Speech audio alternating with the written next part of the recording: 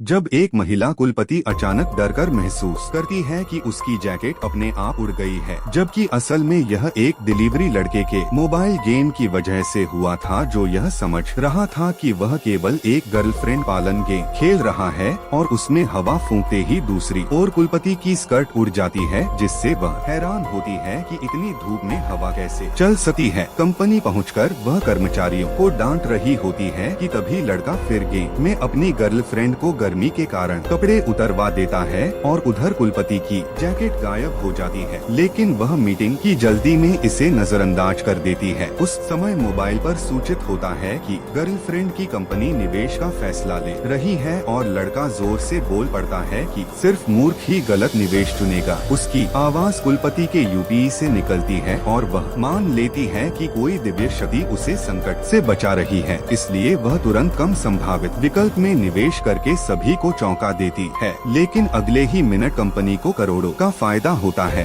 सब हैरान रह जाते हैं और कुलपति अकेले में यूपी से देवता से मदद की प्रार्थना करती है, जबकि उधर लड़का उसे भावुक होते देख 5 रुपए का रिचार्ज करता है और सिस्टम 50 करोड़ उसकी कंपनी में भेज देता है। कुलपति इसे चमत्कार समझकर देवता का धन्यवाद करती है और घटनाओं को जोड़कर शक करने लगती है कि यह सब उसी डिलीवरी लड़के से जुड़ा है जिसे उसने दिन में देखा था। इसी बीच लड़का मजाक में मोबाइल से कहता है कि देवता मत कहो, पति कहकर देखो, और कुलपति शर्माकर पर्दे बंद करके ऐसा करती है, जबकि लड़का चाहता है कि यह सब सच होता, क्योंकि उसका परिवार हमेशा उसे ताने देता है कि वह कोई गर्लफ्रेंड नहीं ला सकता और उसका भाई उसकी अपनी प्रेमिका छीन चुका है। तभी कुलपति पूछती है कि देवता कौन है और लड़का नाम बताता है, जिससे कुलपति उसके बारे में जानकारी जुटाकर जान लेती है कि वह जो लोंग नाम का लड़का है और उसके घर लौट चुका है। इसलिए वह तय करती है कि चाहे कंपनी की तिजोरी खाली क्यों ना हो जाए, उसे व्यक्ति शायद धन्यवाद करेगी। उधर जो परिवार में सब लोग लड़के का मजाक उड़ाते हैं, उसे नाकारा कहते हैं और उसकी मामूली भेंट देकर उसे अपमानित करते हैं, जबकि दूसरे धनी लड़के वांगफ को बहुत बड़ा बताया जाता है और सब सोचते हैं कि वही भविष्य में पर